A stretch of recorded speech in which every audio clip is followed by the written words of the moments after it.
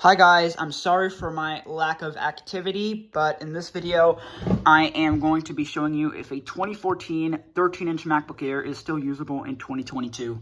So this is the base model with a 1.4 gigahertz dual-core i5. It's the 4th gen stuff with 4 gigs of 1600 megahertz DDR3 RAM, a 128 gigabyte SSD, as you can see. It's got integrated Intel HD 5000 graphics with 1.5 gigs of VRAM. And it's running macOS Big Sur, which is the latest supported macOS version. So first, let's talk about the design, the aesthetics, and the build quality on this thing is still very good. I had this thing within the last 8 years, and it is used, but it's not abused. This thing still works perfectly. It's an all-metal body. This design originated in 2008 with the original MacBook Air, but it still looks very good and has aged very well.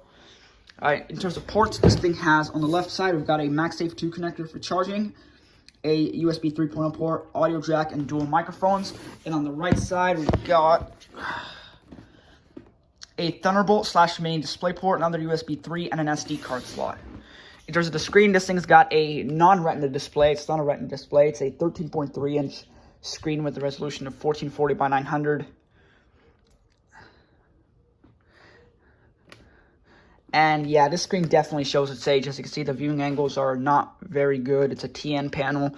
The colors are alright, and it does get pretty bright, but it's not a great screen. It definitely shows its age.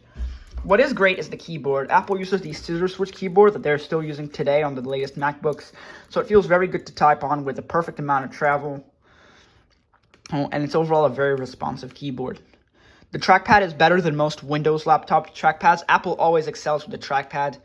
It's not a force touch trackpad like today's MacBooks, but it's still really good. In terms of performance, this thing is still very usable for daily office tasks, like when I open up Google Chrome. Browsing the web on here is still perfectly fine. It does take a little while to load, but that's probably due to the 4 gigabytes of RAM. That is definitely a bottleneck with the system. But overall,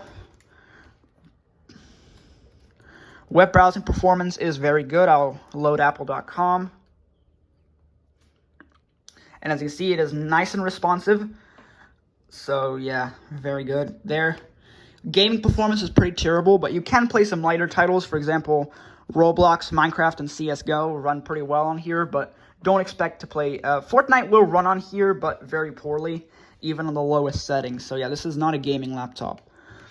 So is it worth it though? Well, if you want to spend $200 to $300 on a MacBook, these things, as well as the 2013 MacBook Airs, are still really good options. They're still very thin, very light. They're excellent for school and for daily work.